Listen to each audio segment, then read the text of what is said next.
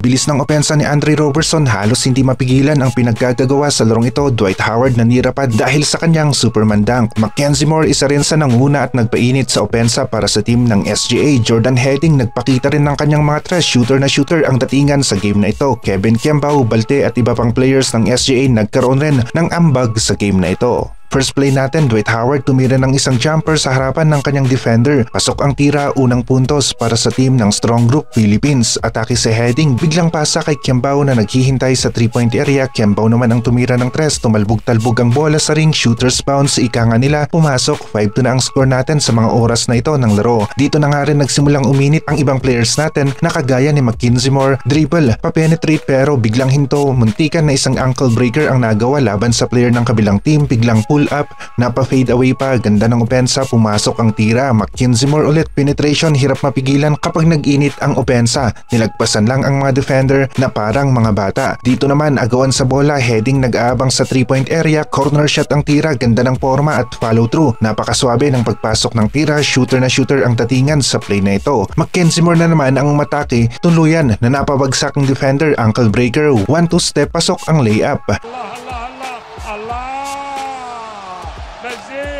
Hindi pwedeng magpahuli si Dwight Howard sa kanyang mga kakampi. Ngayon naman ginamit ang malaking katawan, mga defender parang natakot sa power move. Konting iwas, binanda sa board, pasok ang tira ni D12. D12 ulit, walang dalang kryptonite ang UAE. Maganda ang timing sa pasa at pag-ikot ni Dwight Howard. Superman dunk ang ipinakita, nasira pa ang ring sa pagkakataon na ito.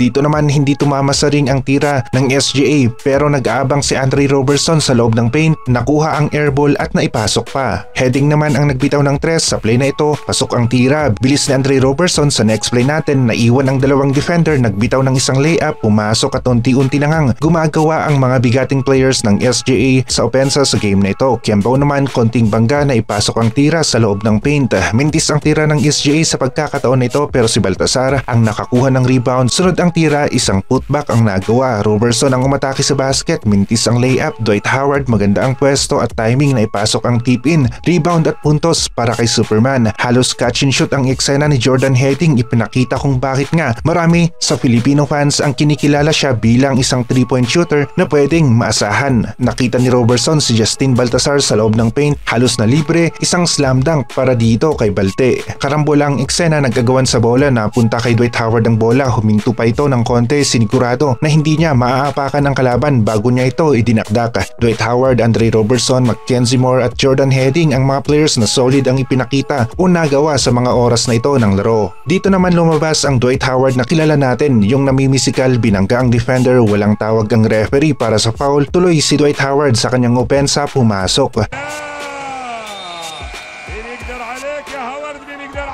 Penetration, opensa ng SGA, tumira ng floater at SGA unti-unti nang lumalayo sa score. Dito naman Andre Robertson ang gumawa, nakuha ang offensive rebound, angat na angat. Laban sa kalaban, putback ang nagawa, dagdag puntos na naman para sa team ng SGA. Andre Blatch papasugod na sa loob ng paint pero nakita si Kembao na libre, pinasa, tumira ng tres, pasok para dito kay Kembao, assist naman para dito kay Kuya Andre Blatch. Kembao ulit tumira ng tres, sa pagkakataon nito nagmintis pero itong si Andre Robertson na naman biglang pumasok sa loob ng paint, na timingan ang rebound, binaba ang bola, tumira, ganda ng play, putback na naman para dito kay Andre Robertson. Halos hindi na nga rin mapigilan itong si Andre Robertson, pumasok na naman sa loob ng paint, pinasa sa kanya ang bola, tumira, mintis, pero siya rin nakakuha ng offensive rebound at naipasok pa niya ang bola.